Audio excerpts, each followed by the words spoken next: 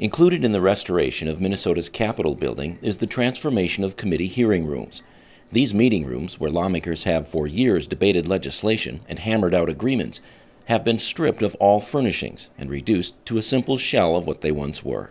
So the hearing room changes, you kind of can hear in the background here, they're demolishing all the old prior projects that have happened in the 60s, 70s, 80s, 40s, 30s, all of that, starting back with a clean slate.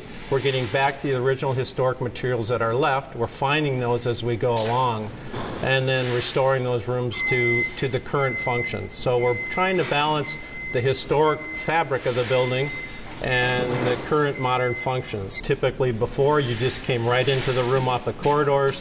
The opening of the doors let a lot of noise in and disruption.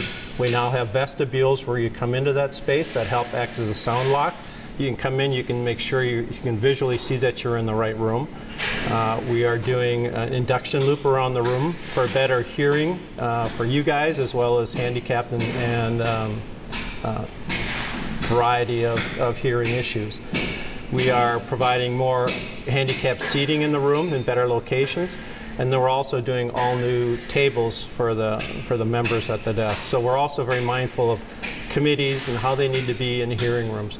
It gives us a chance to really look at how our hearing rooms are being used now, and to look into the future and how our hearing rooms are being used. A lot of those past ones never had cell phones in mind, never had iPads in mind, never had all of those kinds of electronics that happen now. Over the years, Capitol committee rooms have provided various technological challenges, both for lawmakers and members of the public. One of those rooms will remain as is, but will eventually include the same modern upgrades as the new committee rooms.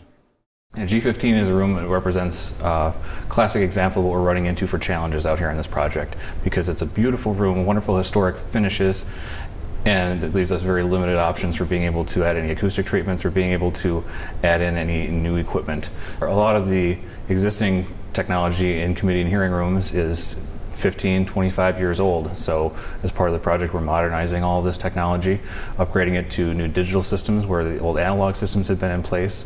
We're adding visual technologies installed in the rooms, and it should be making a big improvement in the way that everybody's able to interact with the spaces, both the members and anybody from the public who's coming in to use these spaces.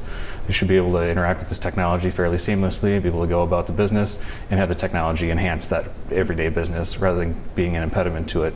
Enhancements to lighting and in the performance of microphones will be particularly important to the overall functionality of modernized committee rooms. The existing microphones have issues with interference from cell phones, and they have problems with being able to pick up members if the microphone isn't facing directly at them. So we're looking at technologies that are going to eliminate any of that chatter you might hear when somebody puts their phone next to the microphone, be able to pick up what you want from the conversations and reject what you don't want from the other conversations that are going on the side by side from people.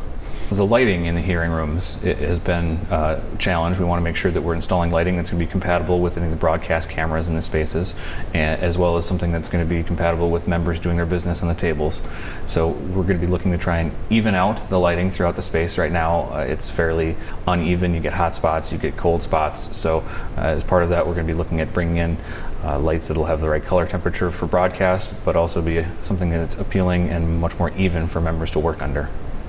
We're putting in new chandeliers that not only have globe lights like the existing ones had, but then there's some LED uplights as well that are really the power horse of the fixture.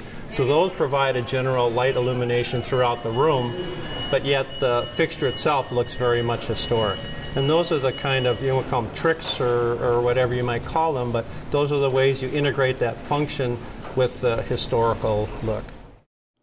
Blending the historic aspects of a century-old building with modern technology is a challenging task, but one that restoration planners embrace as they search for balance between past and present. The public will find the rooms easier to find. They'll have a better knowledge of what's going on in the rooms. And I think we'll find people will want to come in and engage in the hearings more so now than they did in the past. And then the other hand, at the table, the legislators, it will be a better space for them to work, and it will also look more historic.